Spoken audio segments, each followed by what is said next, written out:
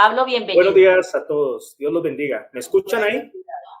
Sí, Perfecto, Pablo. El título del mensaje de hoy de pronto puede parecer un poquito extraño. Siguiendo el ejemplo de Judas sin darnos cuenta. No es que vamos a enseñar a seguir el ejemplo de Judas, no, por el contrario, vamos a tratar de evaluar si por alguna razón, si de casualidad, haciendo el análisis de nuestra vida, pues estamos siguiendo el ejemplo de Judas y no nos habíamos dado cuenta. Recordemos que él fue un discípulo que antes de traicionar a Jesús, si pudiésemos o si la gente hubiese podido hacer un análisis de cada uno de los discípulos, de su compromiso, de su personalidad, de cómo actuaba, pues Judas era uno más. No se veía como alguien que iba a traicionar al Señor. Pero antes de entrar a revisar un poco la vida de este hombre, de qué le pasó, de en qué momento se desvió, si él nació desviado, por así decirlo, vamos a leer la palabra de Dios en Mateo 13, del 24 al 52, la parábola del trigo y la cizaña. Mateo 13, 24 al 52. Dice así: la siguiente es otra historia que contó Jesús. El reino de los cielos es como un agricultor que sembró buena semilla en su campo. Pero aquella noche, mientras los trabajadores dormían, vino su enemigo, sembró hierbas malas entre el trigo y se escabulló. Cuando el cultivo comenzó a crecer y a producir granos, la maleza también creció. Los empleados del agricultor fueron a hablar con él y le dijeron: Señor, el campo donde usted sembró la buena semilla está lleno de maleza. ¿De dónde salió? Eso es obra de un enemigo, exclamó el agricultor. ¿Arrancamos la maleza?, le preguntaron. No, contestó el amo. Si lo hacen, también arrancarán el trigo. Dejen que ambas crezcan juntas hasta la cosecha. Entonces les diré a los cosechadores que separen la maleza, la aten en manojos y la quemen y pongan el trigo en el granero. Aquí surge una pregunta que vamos a empezar a revisar.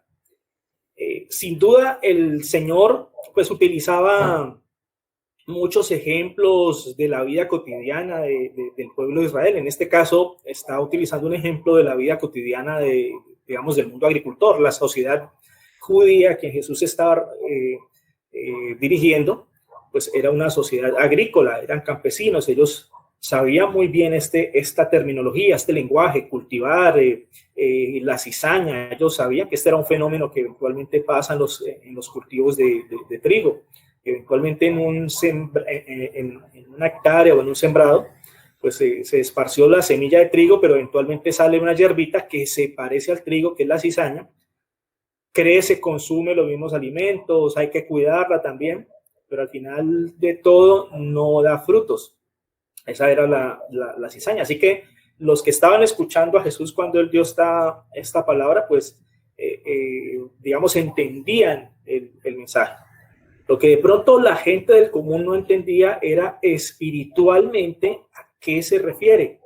Es decir, no solamente el mensaje o la parábola, sino, bueno, esto desde el punto de vista espiritual, ¿qué significa? Y nosotros sabemos que esto se refiere a creyentes y falsos creyentes. Entonces, el trigo son aquellos que siguen a Jesús, dan fruto y tienen una relación directa con el Señor. Las cizañas son aquellos que de pronto pareciera que también son creyentes, pero que realmente no suman, estorban, están consumiendo, digamos, los mismos recursos espirituales de los creyentes verdaderos. Sin embargo, ellos no dan fruto, sin embargo, ellos no se ve nada, ningún cambio en su vida. Entonces, con esta explicación en mente, surge una pregunta: ¿por qué no arrancar la cizaña de una vez? Entonces, eso fue lo que le preguntaron los trabajadores al amo. Venga, ¿por qué no arrancamos esto de una vez? Y en términos agrícolas, pues entendemos que sí, sería muy difícil ir matica por matica arrancando la cizaña, además de que la cizaña y el trigo cuando no han empezado a germinar, pues son igualitas, se parecen. Entonces, digamos, ¿con qué criterio se podía arrancar? Pero digamos, en los términos espirituales en los que está explicado esta parábola, siendo que el trigo son verdaderos creyentes y la cizaña son falsos creyentes, digamos, ¿por qué no se arranca de una vez a esos falsos creyentes? O sea, ¿cómo el hecho de que esos falsos creyentes sean arrancados afectaría a los que sí son creyentes? Entonces, como no hay una relación directa y de afectación, no podemos decir que es que en una iglesia, en una congregación, si el Señor hace un filtro, un barrido, y de repente, pues no sé, castiga y arranca a los que son falsos creyentes, entonces se van a afectar los verdaderos creyentes. No, creo que de esto no está hablando el Señor. El Señor aquí lo que está diciendo es que cuando una persona es un falso discípulo, cuando es cizaña, el Señor espera que esa persona proceda al arrepentimiento, que llegue a convertirse en un verdadero creyente. Y cuando se ha convertido en un verdadero creyente, cuando ha rendido su vida al Señor, a pesar de que en algún momento fue cizaña, falso discípulo, esa persona se va a convertir en trigo y va a dar fruto. Pero si desde el principio la arranca, pues entonces ahí es donde se afecta ese posible grano que en algún momento va a dar. Entonces a esto es a lo que se refiere el Señor.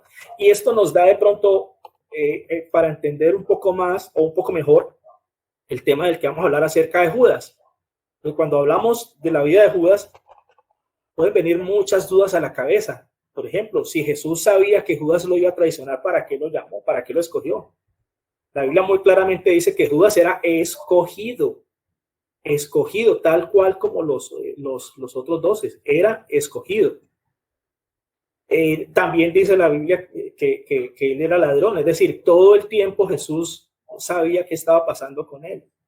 Sin embargo, no fue arrancado y hasta el final se le dio la oportunidad de convertirse al Señor, de convertirse en un verdadero discípulo. Ahora, ¿cuáles son las características de un falso discípulo? ¿Cuáles son las características de la cizaña? Para empezar, el caso más dramático de un falso discípulo en la Biblia, pues sin duda es el ejemplo de Judas. Ese es el caso de un traidor, de un falso discípulo por excelencia. Hay un detalle con él. Y es que no solamente dejó de seguir a Jesús en determinado momento, sino que lo traicionó por dinero. Muchos falsos creyentes simplemente se apartan, y eso de pronto lo vemos en nuestro día a día. Muchas personas que llevan pues años con el Señor, hemos visto cómo personas a veces pues por emoción o porque al principio creían, seguían al Señor y en determinado momento pues lamentablemente se apartaron y nunca más volvieron a tener una relación con el Señor. Pero es que este Judas fue más allá. Él no solamente dejó de creer en el Señor, no solamente se decepcionó cuando se dio cuenta que Jesús no representaba el poder al cual anhelaba, sino que fue y lo vendió, lo traicionó. Entonces aquí vamos viendo que hay un problema con los que son falsos creyentes, y es que no son nada confiables. Ahora, tratando de analizar un poquito el corazón de Judas, tenemos que preguntarnos, bueno, ¿qué le pasó? O sea, si él estuvo con Jesús, si estuvo en todos esos momentos especiales, en esas prédicas que daba el Señor, esos mensajes, bueno, ¿por qué el corazón de Judas se endureció así? Si digamos que hasta antes de ese día, el mismo Judas podría pensar que era un discípulo como los otros, ¿qué le podría pasar a él? Y aquí hay un agravante del caso de Judas, y es que cuando Jesús estaba, después de lavar los pies del Señor, iba a empezar la cena, de lavar los pies de sus discípulos, iba a empezar la cena y anunciar eso en Juan. Él les anunció que iba a haber un traidor entre ellos. La Biblia dice que les anunció con angustia, o sea, Jesús le angustiaba tanto el hecho de que Judas lo iba a traicionar. O sea, el hecho de la relación de amistad que se había podido forjar entre ellos, pues de una u otra forma Jesús le dolía. O sea, si nosotros nos ponemos en los pies del Señor y una persona, un amigo, alguien cercano nos traiciona, nos falla, nos ofende, esto duele por el hecho de ser amigos. Si un desconocido nos hace algo malo, pues es incómodo, pero no lo conocemos. Pero cómo duele cuando alguien que ha estado cerca de nosotros, alguien en quien hemos depositado confianza, nos falla y nos traiciona. Y eso era lo que le pasaba al Señor. Y esto fue lo que logró Judas. Así que de cierta forma seguir el ejemplo de Judas es peligroso, porque de cierta forma nosotros estamos intentando tener una comunión con el Señor y no queremos ofenderlo como Judas lo hizo. Ahora, ¿por qué a Judas no le importó esa amistad que forjaron durante mucho tiempo? Entregar a Jesús representaba, o sea, era obvio que los principales sacerdotes querían asesinar a Jesús. O sea, esto no era un secreto. Ellos ya lo habían intentado muchas veces y ellos se habían escabullido entre la gente, huyendo de ellos. O sea, Judas sabía que si entregaba a Jesús a los principales sacerdotes era para matarlo. ¿Qué pasó con esa relación? O sea, ellos vivieron muchos momentos juntos, viajaron, fueron testigos de las sanidades que hizo Jesús. Judas tuvo la oportunidad de estar en todas las prédicas que dio el Señor. Imagínense escuchar, siendo testigo ocular de los mensajes que daba Jesús. Imagínense el grado de elocuencia del Señor, cómo hacía coordinar las cosas del Antiguo Testamento, las profecías, todo de forma perfecta, de una manera que ningún profeta pues lo lograra, ni ningún líder religioso de la época. O sea, escuchar a Jesús en vivo y en directo debió ser extraordinario, y Judas estuvo ahí. Bueno, digamos que él no le creyó, digamos que su corazón estaba oscurecido, o no creía, le parecía chévere pues el ambiente, pero no creía en Jesús. Pero ¿qué pasó con esa relación de amistad? Es decir, es que estuvieron meses caminando juntos. Ellos eran como una familia. Y Judas no valoró nada de eso. O sea, no le importó entregar al Señor para saciar sus, digamos, deseos de dinero. Pero recuerden que él lo vendió por dinero. Entonces, revisando todo esto que hizo Judas, esta maldad tan grande, bueno, nos preguntamos, si él parecía un discípulo, bueno, ¿en qué momento se dañó la mente de él? ¿En qué momento se perdió del camino? La Biblia dice que Judas no siempre fue un traidor. O sea, él empieza a recibir este calificativo cuando traicionó al Señor, cuando lo entregó por dinero, traidor. A partir de ahí se convirtió en un traidor. Pero antes de eso, el calificativo que se le da a Judas era de ladrón. Él era un ladroncito. Miremos lo que dice Juan 12:6. Ese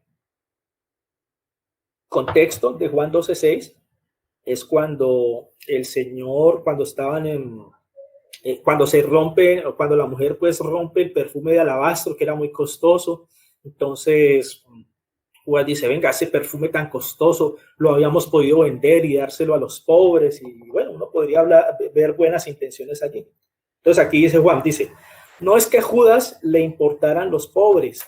En verdad era un ladrón, y como estaba a cargo del dinero de los discípulos, a menudo robaba una parte de él. Miren lo curioso del tema. O sea, Jesús ya sabía quién era él. Él tenía su debilidad con el dinero. Sin embargo, él era el que administraba el dinero de los discípulos. Y dice que a menudo, pero la Biblia dice, dice, no es que a Judas le importara a los pobres, en verdad era ladrón. Como estaba a cargo del dinero de los discípulos, a menudo robaba una parte de él. O sea, era algo frecuente. O sea, en el ministerio de Jesús había muchas personas que aportaban para que él hiciera sus viajes, para que hiciera sus misiones, para que tuvieran el sustento. Entonces aquí Juan nos está diciendo que Judas eventualmente de esa plática se cogía alguito para él y digamos que aparentemente ocultaba su pecado, su maldad. Dice en Juan 13:27, cuando Judas comió el pan, Satanás entró en él.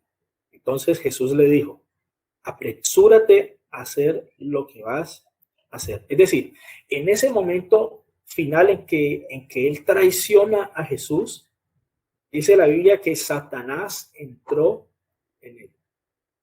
Pero ¿por qué Satanás entró en Judas y no entró en otro, por ejemplo? O sea, ¿qué fue lo que vio Satanás en Judas para decir yo me meto en este y por ahí me voy para intentar hacerle daño a Jesús? Porque Satanás no conocía el plan de Dios. Satanás pensaba que al llevar a Jesús a la cruz, pues iba a vencer sobre el Hijo de Dios. Estaba equivocado. Así que de cierta forma Judas fue un instrumento de Satanás para sus planes errados, pero fue un instrumento de Satanás. Entonces, hay que tener en cuenta que algo le pasó a Judas. Judas, a pesar de escuchar los mensajes del Señor, a pesar de escuchar cómo Jesús llamaba al arrepentimiento muchas veces, a vivir una vida a la luz de la palabra de Dios, él seguía con su pecadito, cogerse algunas moneditas, quizás en su corazón decía, esto no tiene nada de malo, esto no le hace falta, no le hace daño a nadie, igual ahí está el resto de la plata para los discípulos, a Jesús no le hace falta nada, hasta otras moneditas que yo me coja, pues nadie se va a dar cuenta. Y siempre fue como condescendiente con ese pecado, no lo sometió, no le dijo a Jesús, mira, es que yo tengo esta debilidad y ¿qué hago? Ayúdame, si él hubiera hecho esto, Jesús le hubiera ayudado, lo hubiera sanado, pero no, él intentó ser un discípulo y al mismo tiempo pues tenía su amor por el dinero y quiso como llevar las dos cosas ahí pues en un buen equilibrio, tal vez en la cabeza de él. Pero lo único que logró fue abrirle puertas a Satanás. Y cuando Satanás ve una puerta abierta, pues ¿qué hace? Por ahí se mete. ¿Y a qué se mete Satanás a una vida? Jesús nos lo dijo. El enemigo vino a robar, matar y destruir. Cuando tú y yo seguimos este ejemplo de Judas y somos unos discípulos del Señor, vamos a la iglesia, somos creyentes, pero tenemos nuestro pecado que tanto guardamos y que no lo queremos someter a la luz, estamos abriéndole puertas a Satanás. La Biblia dice que Satanás está al acecho, dice en 1 Pedro 5:8, estén alerta, cuídense de su gran enemigo, el diablo, porque anda al acecho como un león rugiente buscando a quien devorar. Y la Biblia es sabia cuando da un ejemplo respecto de los leones, de un león al acecho. ¿Por qué? ¿Cómo caza un león? No sé si usted lo ha visto en estos especiales de National Geographic o documentales animales. ¿Cómo cazan los leones? Pues primero ellos son sigilosos y ellos no llegan de frente donde las presas y dicen, ovejitas, o aquí está el león, vamos a empezar la carrera. No, ellos quieren llegar por sorpresa donde está su próxima víctima. Ellos quieren sorprender a la víctima. Y otro detalle que tienen los leones al cazar, cuando ven un rebaño, ellos buscan la presa más débil, al que está más bebé, al que va a tener dificultades para correr. Es decir, que un león no se apresura a atacar porque sí, sino que él analiza el panorama, analiza las situaciones, busca las debilidades, busca las vulnerabilidades y cuando detecta una, ataca esa debilidad. Satanás es igual. El mundo de los demonios de cierta forma está pendiente siempre de las personas, está pendiente de nosotros como creyentes. Hay una guerra espiritual. La verdadera guerra espiritual no es ponernos a reprender demonios y a echar fuera espíritus de donde nos imaginamos. La verdadera guerra espiritual es por las almas, es por la salvación, es por predicar el evangelio. Ese es el negocio de Satanás, evitar que la iglesia cumpla su papel y que predique. entre él más tenga una iglesia acomodada en 4 paredes, entretenida, viendo televisión, pues él está feliz porque esa iglesia no crece, no llega a otras personas que se van a perder. Así que si él puede corromper discípulos, que es lo que intentó hacer con todos, pero solamente lo logró con Judas, él de cierta forma piensa, yo de esta forma obstaculizo la obra de esos discípulos. Entonces, volviendo a Judas, él tenía una debilidad, su amor por la plata y por el dinero mal habido, porque no solamente era una actitud de que yo quiero trabajar duro para tener mejores cosas, que en ocasiones puede ser algo sano. Nosotros podemos anhelar cosas buenas, anhelar cosas buenas para nuestra familia y querer trabajar y vincular al Señor en nuestros planes y permitir que el Señor nos prospere. Bueno, el caso de Judas, pues era claro que a él le gustaba la plática mala vida, la plática fácil, lo oculto, cogerse lo que no le corresponde. Entonces, de esa forma abrió puertas y Satanás se metió a él. En el último momento de su vida, cuando parecía que Judas era un discípulo más, pues de cierta forma cometió un acto tan grave como fue la traición a Jesús. Entonces, aquí tenemos que ir haciéndonos preguntas. Y una más es, bueno, ¿cuántas prédicas y enseñanzas de Jesús ignoró Judas para conservar su pequeño pecado? Para decirse a sí mismo, esto no es tan grave. O sea, yo estoy seguro, creo, que el Señor, conociendo el pecado de Judas, muchas prédicas, muchas enseñanzas que él dio, que le dio a sus discípulos de forma privada, que le dio a la gente, estaban enfocados a que también Judas escuchara y reconociera que tenía un problema que tenía que cambiar. Pero ¿qué pasó? ¿Será que se hizo el de la vista gorda? ¿Será que no entendió?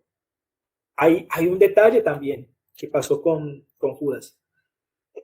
Resulta que cuando Jesús explicó la parábola del sembrador, dice, a ustedes se les permite entender los secretos del reino de Dios, pero utilizo parábolas para enseñarle a los demás. Cuando Jesús explicó el significado de la parábola del sembrador, Judas estaba ahí. O sea, hacía parte de ese círculo íntimo a quien Jesús le ampliaba la explicación de sus conceptos. O sea, que no fue cualquier oyente. Fue un oyente que de cierta forma tuvo privilegios de escuchar el mensaje de Jesús como no lo podían escuchar los fariseos o otra gente. Así que si Judas estuvo en esa parábola del sembrador, él escuchó muy bien que las semillas que cayeron entre los espinos representaban a los que oyen el mensaje, pero muy pronto el mensaje queda desplazado por las preocupaciones, las riquezas o el amor al dinero y los placeres temporales de esta vida. Él escuchó ese mensaje.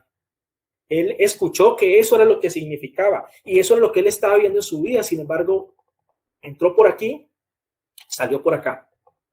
Dijo, esto no es conmigo, este mensaje debe ser para otros, debe ser para esos fariseos malvados, pero para mí no es.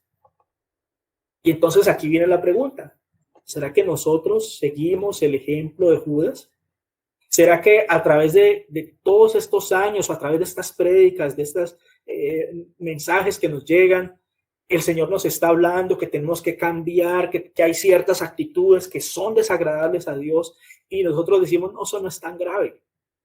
Pues yo soy cristiano, el Señor me perdona. Pues para eso es el perdón.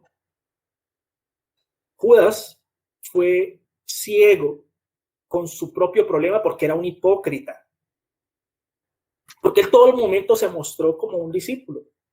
Todo el momento mostró una cara amable, una cara de seguidor, vivió las mismas dificultades que estaba viviendo Jesús. En algún momento tenían hambre. Cuando la barca casi se hunde, pues sí, Judas estaba ahí. Y en todos esos momentos, pues él parecía un discípulo más. Ninguno de los discípulos sospechó jamás que él fuera un traidor. Era Jesús el que conocía el corazón y sabía qué estaba pasando con Judas. El resto de la humanidad no tenía ni idea que Judas estaba así. Él tenía que tener una máscara bien puesta. Una máscara de, hey, soy discípulo igual a ustedes. Soy tan fiel como son ustedes de fieles. Así que la hipocresía lo cegó.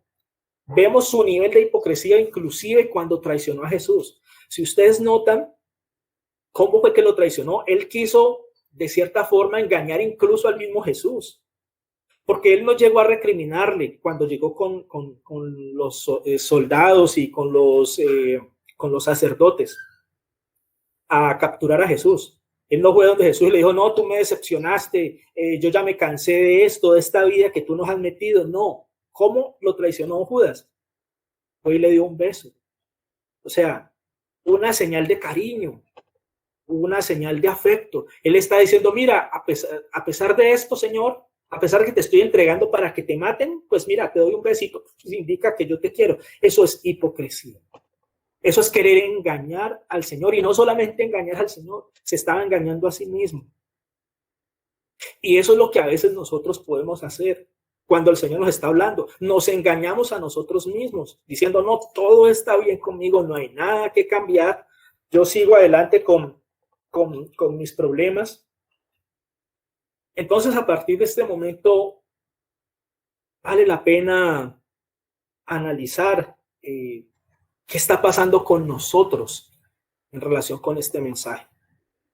Hay algo que muchas veces le repito a mis hijos cuando hacemos acá los estudios y cuando estudiamos alguna parábola, algún pasaje de la Biblia, y es que ese texto no está puesto ahí por cultura general.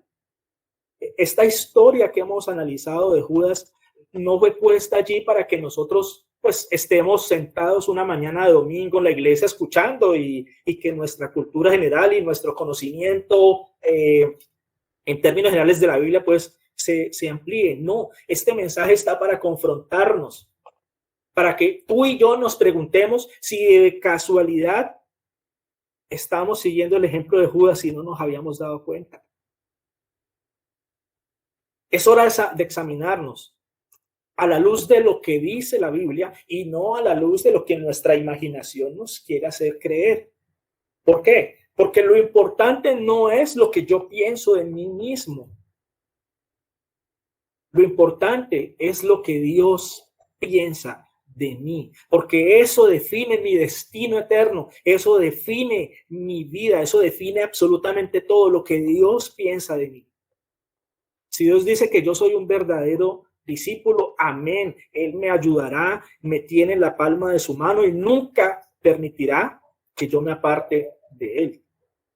Pero si Él sabe que yo estoy torcido y no me arrepiento, no me someto a Él, seguiré siendo cizaña.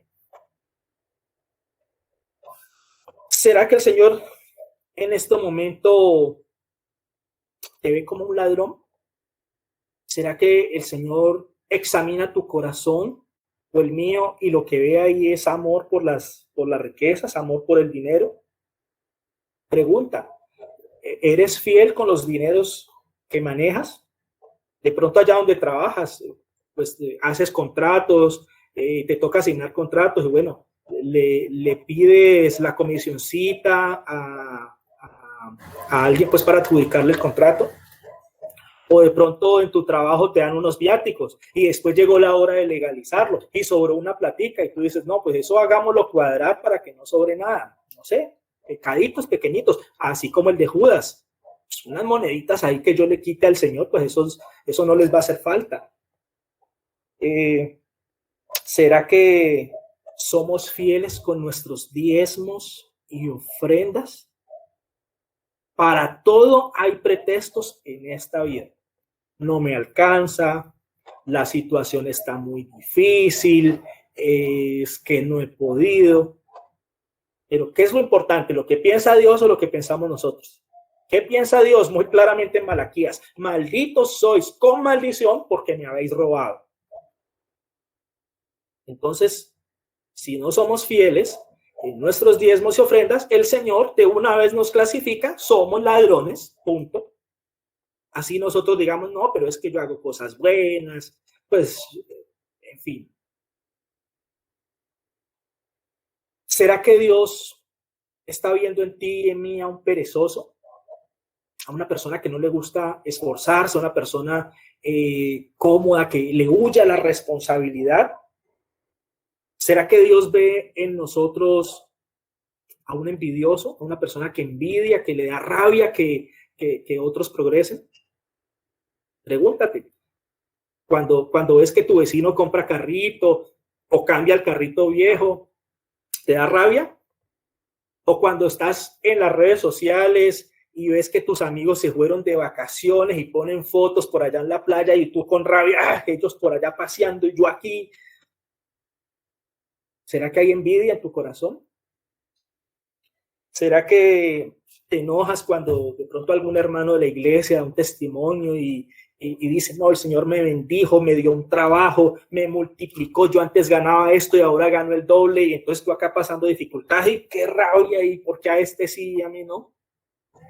¿Será que el Señor ve esa envidia en tu corazón y una envidia que de pronto la mantienes y dices, eso no pasa nada? ¿Será que el Señor ve en nosotros un corazón fornicario? Corazón que le gusta pecar, desviar su mirada, imaginarse, tocar, probar. ¿Será que el Señor ve eso? ¿Será que el Señor ve en nosotros a un mentiroso?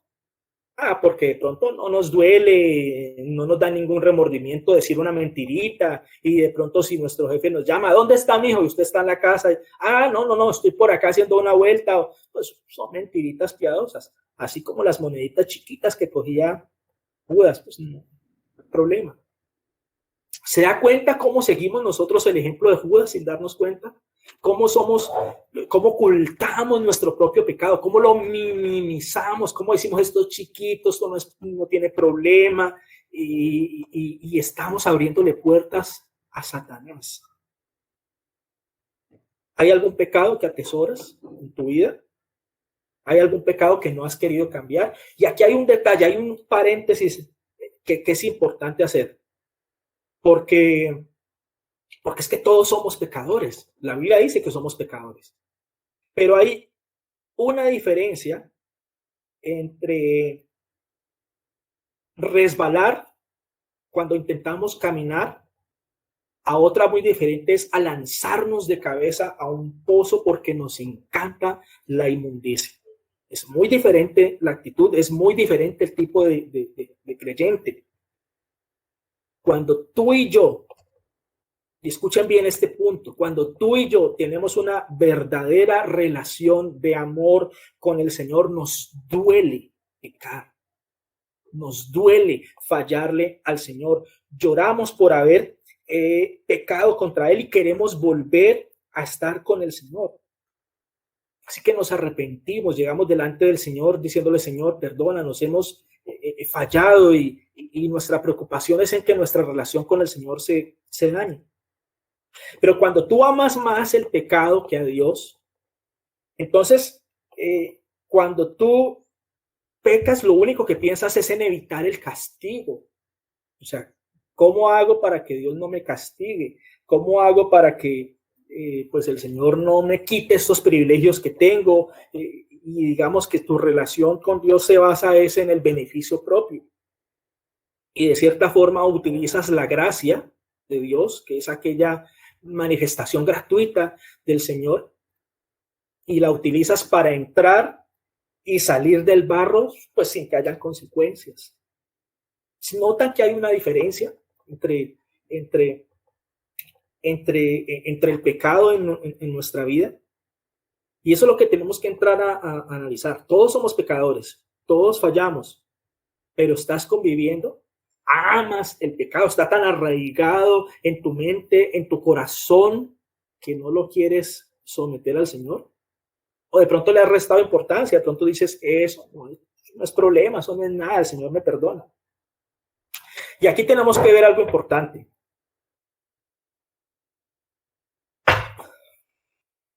Y es que existe una relación inversa entre el amor a Dios y nuestro pecado.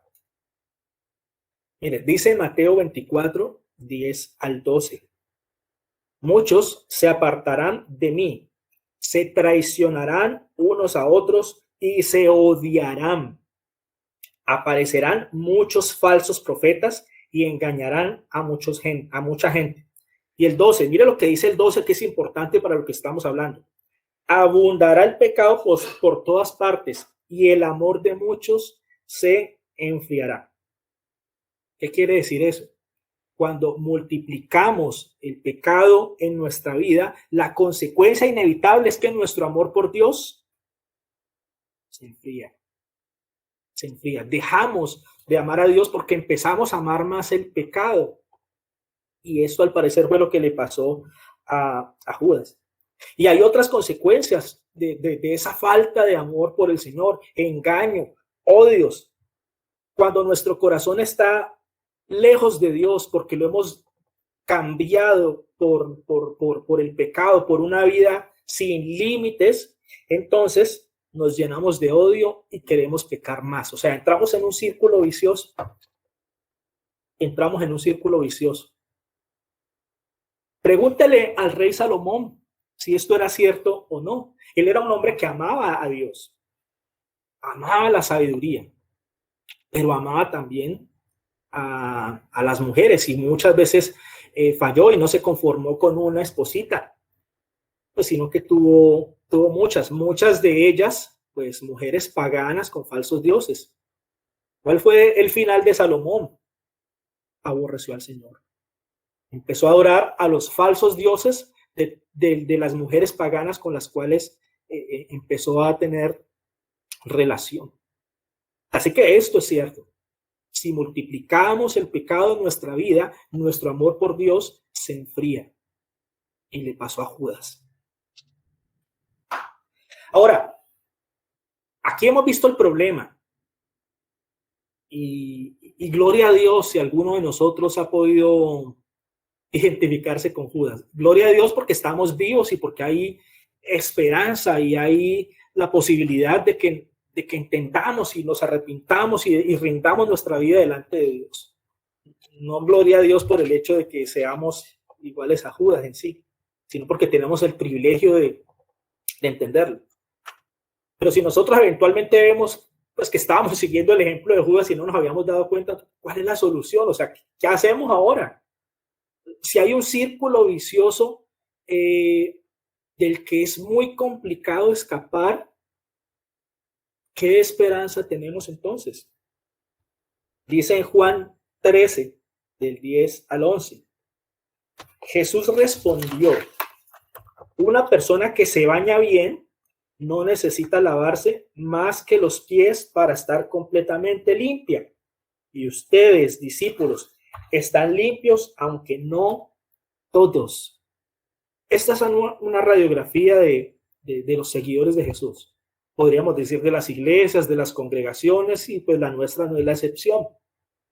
Si Jesús tuviera que, pues si pudiéramos escuchar la voz audible del Señor, quizás Él nos diría: algunos de ustedes son redimidos, están limpios, todos son pecadores y los pies se les han mugrado, pero hay unos que no, definitivamente no se han limpiado. Pues Jesús sabía quién lo iba a traicionar. A eso se refería cuando dijo: no todos están limpios. Miren, ¿saben quién entendió esta referencia y esto que estaba hablando y lo que pasó con el lavado de los pies con Jesús? Quien entendió esto de manera clara fue Juan. O sea, el evento en el que Jesús le lava los pies a sus discípulos, pues era un ejemplo del servicio, era un llamado a servir, a ser siervos, a no tener un corazón, pues, de liderazgo y de querer pues ser más que los demás, así como eran los fariseos, sino a servir. O sea, este era el mensaje principal de ese evento, pero tenía un significado espiritual relacionado con el pecado. Es decir, si nosotros somos redimidos, estamos limpios. O sea, el Señor nos limpió con su sangre. Y en la medida que caminamos, pues claro, nuestros pies se mugran. ¿Y quién lava nuestros pies? Adivinen quién. Pues Jesús. Jesús nos va a lavar una y otra vez y nos va a limpiar. Pero si no permitimos, por amor al pecado, que nuestra vida sea redimida, ¿qué esperanza hay? Más adelante, en Juan 13, más adelante, vemos la actitud de Juan. Ahí Jesús, después de lavarle los pies a ellos, Ya se sienta, van a tener un momento de intimidad especial y le dice, uno de ustedes me va a traicionar. ¿Cuál fue la actitud de Juan? Miremosla en el 13, 23 y en el 25. Dice en el 23, y uno de sus discípulos, al cual Jesús amaba, estaba recostado al lado de Jesús. En el 25, él entonces, recostado cerca del pecho de Jesús, le dijo, Señor, ¿quién es? O sea, le preguntaba quién es el que lo iba a traicionar. Miren la actitud de Juan. Y aquí tenemos que aprenderle lo más que podamos. Juan no está diciendo, pues como Pedro, yo nunca te voy a traicionar. No, Juan se recostó en el pecho de su Señor, no, para sentir su respiración, sentir su corazón, para acercarse a él, para que el Señor lo abrazara y no lo dejara salir de ahí. Juan se acercó como diciéndole, Señor, ¿quién es? Pero no permitas que sea yo. O sea, no, aquí estoy al lado tuyo, estoy en tu corazón. O sea, quiero sentirte, quiero que no me dejes escapar de aquí. No permitas que sea yo. Juan no estaba confiando en su fortaleza para mantenerse como discípulo, estaba confiando en la cercanía del Señor. ¿Qué le preocupaba a Juan en ese momento? Pues le preocupaba su relación con el Señor. Entonces, el hecho él sabía que cuando Jesús hablaba en serio. Y si Jesús estaba diciendo que uno de ellos lo iba a traicionar, digamos, eso a cualquiera le da susto. Uy, ¿será que soy yo? ¿Será que me voy a corromper? Entonces él se acerca al Señor, se acerca a él. Y su gran preocupación es dañar la relación que tenía con el Señor. Ahora, en ese mismo momento, ¿cuál era la gran preocupación de Judas? Su bienestar económico. Porque Judas sí lo iba a traicionar, él sabía. Y sabía que por ahí había una plática de por medio, una plática buena. Así que esto nos empieza a dar una muestra del corazón que Dios quiere que tú y yo tengamos. Todo en la vida cristiana, incluso cuando somos débiles, cuando resbalamos una y otra vez, todo tiene que ver con Cristo, todo tiene que ver con Él. Cuando en nuestro corazón está el deseo de permanecer con el Señor, de formar una relación de amor y de obediencia con Él, que nos permita estar cerca, así como Juan, como en el pecho del Señor, el Señor nos libra de absolutamente todo, nos corrige, reestructura nuestra vida si es que somos muy pecadores y somos muy débiles, porque amamos a Dios. Pero cuando amas más al pecado, cuando las riquezas es lo que tú amas, cuando tú amas a las riquezas y sigues al Señor es porque Dios te va a dar prosperidad, porque Él es el que va a garantizar que tu negocio sea bendecido. Bueno, todas esas cosas son interesantes, pero Dios sabe muy bien cómo está la balanza en tu corazón. ¿Qué es lo que más amas? ¿Lo sigues por interés, por lo que Él te puede dar, o lo sigues por lo que Él es? No es confiar en mi capacidad de mantenerme firme como discípulo los que nos mantiene pegados en Él. Así como Pedro quería en sus fuerzas, dijo, Señor, yo nunca te voy a traicionar. Lo traicionó. Fue un cobarde. Eso no lo dudamos. Vio que le estaban dando latigazos al Señor y dijo, uy, no, eso duele mucho. Yo no quiero que me peguen así. Le dio miedo. Lo negó. Pero Pedro amaba al Señor. Pedro también amaba al Señor. Y aunque en el momento dado, en su intrepidez le dijo al Señor, yo nunca te voy a negar, pero amaba al Señor y fue restaurado, volvió al redil, el Señor lo restauró, le perdonó esa falta de que lo haya negado. Pero Judas, ¿qué esperanza tuvo? Ninguna. Judas no amaba a Jesús. Judas nunca amó a Jesús, perdió la oportunidad de su vida porque amó más las cosas de este mundo. ¿Será que estamos siguiendo el ejemplo de Judas? ¿Será que amamos más lo que está aquí que a Dios? ¿Será que peleas con Dios porque no te da lo que tú quieres? Vale la pena, vale mucho la pena analizar nuestra vida a la luz de la palabra de Dios. No a la luz de nuestra imaginación condescendiente que minimiza el pecadito y dice eso no es nada. No, tenemos que analizar nuestra vida con la lupa del Señor y eventualmente darnos cuenta si estamos siguiendo el ejemplo de Judas. Porque si ese es nuestro caso, la única esperanza que tenemos es arrepentirnos y empezar una relación verdadera de amor con el Señor. No hay otra opción.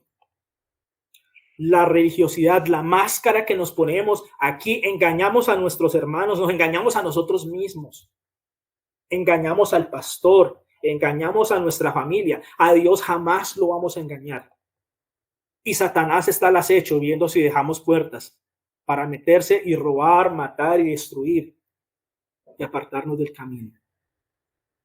No te confíes en tus propias fuerzas diciendo yo toda la vida voy a ser cristiano, de aquí no me saca nadie.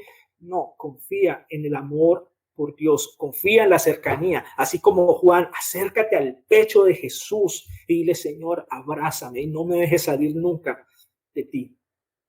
He sido débil, así que ayúdame a corregir lo que está mal en mí. Límpiame, así como tú dijiste que vas a limpiar los pies de los que caminan y se mugran. Pero ante todo, ayúdame a amarte, Señor, por encima de todo. Vamos a orar. Vamos a darle gracias a Dios por esta mañana, por este mensaje. Por favor, discúlpeme si sonó agresivo, si sonó duro, pero la verdad es que esto es importante para nosotros. Qué maravilloso es darse cuenta que no somos lo que pensábamos aquí. Algún día va a haber un juicio que se llama el juicio de las ovejas y de las cabras. Y las cabras son animales parecidos a las ovejas, pero que no son ovejas. Y las cabras van a ser rechazadas, pero ya no habrá tiempo de arrepentirse. Pero en este momento, tú y yo tenemos la oportunidad. A ti y a mí el Señor nos está diciendo, si es que somos cizañas, si es que somos cabras, si es que somos como Judas, arrepiéntete hoy. Ven a mí. Hoy hay oportunidad. Mañana no se sabe. Vamos a darle gracias a Dios y vamos a pedirle que siga hablando a nuestro corazón, que siga revelando lo que no está bien. Que nos ayude a amarlo ante todo. Señor amado, te damos muchas gracias en esta mañana. Gracias por tu palabra, gracias por tu amor, gracias por tu mensaje, Señor. Tú has pensado en todo en tu iglesia, tú lo diseñaste todo de una forma maravillosa. Señor, nosotros tenemos una invitación a seguirte y muchos de nosotros confiamos en nuestro corazón que la hemos aceptado y que te seguimos. Pero quizás otros se engañan a sí mismos, haciéndose creer como cristianos y no lo son, Señor. O no lo somos. Señor, sé tú en nuestro corazón. No para tener miedos y no tener la confianza y la seguridad de nuestra salvación que tenemos en ti. Este no es el propósito de este mensaje que tú nos has dado. Pero sí darnos cuenta cuando las cosas no están bien. Cuando amamos más el pecado que a ti. Y confiamos es en nosotros mismos, pensando que nos vamos a mantener firmes. Y aquí nos mostraste que las cosas no son así. La única firmeza con la que podemos contar es la que tú, Señor, estando en tu mano, no nos dejas salir de ahí. Contando contigo, aunque si nos desviamos, pero somos tus hijos, entonces irás a buscarnos con vara y nos traerás nuevamente al redil, porque nos amas, porque somos tuyos, Señor. Esa es la confianza que hoy queremos tener. Te agradecemos, Señor, por esta palabra. Sigue con nosotros en este día y en esta semana, Señor. Y te damos muchas gracias. En el nombre precioso de Jesús. Amén.